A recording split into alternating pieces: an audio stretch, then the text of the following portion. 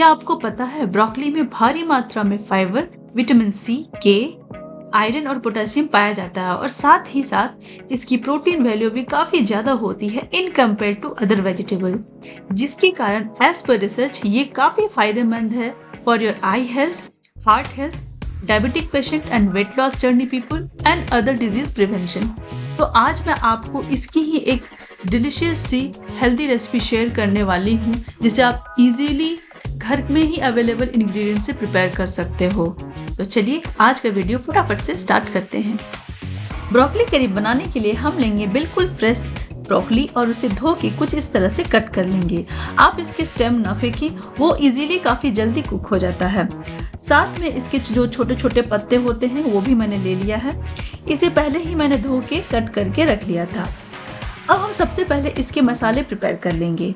तो इसके लिए एक लेंगे मिक्सर ग्राइंडर और उसमें डालेंगे थोड़ा सा कोरिएंडर लीव्स, लहसुन की कलियां, कुछ हरी मिर्च और अदरक।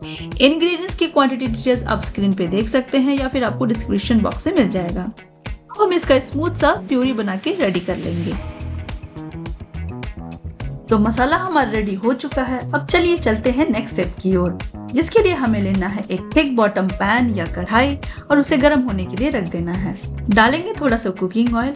मैं जनरली मस्टर्ड ऑयल का इस्तेमाल करती हूँ कुकिंग के लिए, तो मैं वही डाल रही हूँ। तेल के गर्म होते ही इसमें डालेंगे बारीक कटी हुई प्याज और इसे 1 से 2 मिनट तक स्टर कर लेंगे। फ्लेम आपको लो टू मीडियम रखनी है। 1 से 2 मिनट के बाद प्याज हमारा हल्का सॉफ्ट हो जाएगा।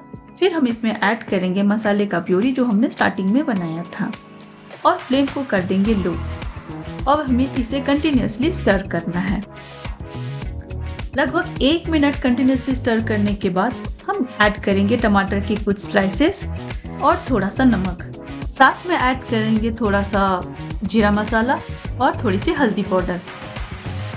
अब हमें इस मसाले को बीच बीच में चलाते हुए पकाना है। मसाला का कच्चापन दूर करने के लिए हमें कम से कम 5 मिनट तक इसे लो फ्लेम पे पकाना होगा। तो मसाला पकाते हुए 5 मिनट हो गए हैं। अब हम इसमें ऐड करेंगे कटे हुए ब्रोकली और नमक स्वाद अनुसार डाल के अच्छे से मिक्स कर लेंगे। अच्छे से मिक्स करके ढक के पकने के लिए रख देंगे। ब्रोकली बहुत ही जल्दी पक जाती है।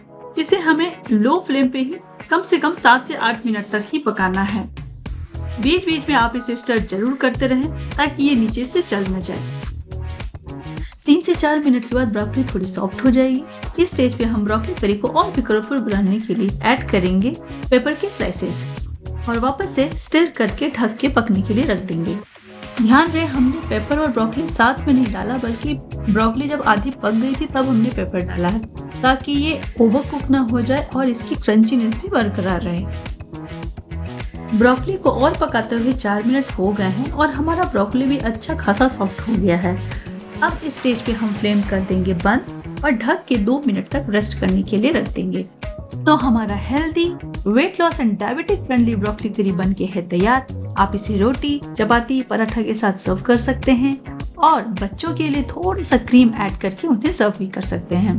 तो अगर आप फिटनेस लेवल को बढ़ाना चाहते हैं तो ये रेसिपी जरूर ट्राई करें और ब्रोकली डाइट में जरूर इंक्लूड करें। रेसिपी पसंद आई हो तो लाइक, शेयर, कमेंट करें और मेरे चैनल पर नए हो तो प्लीज सब्सक्राइब करना ना भूलें।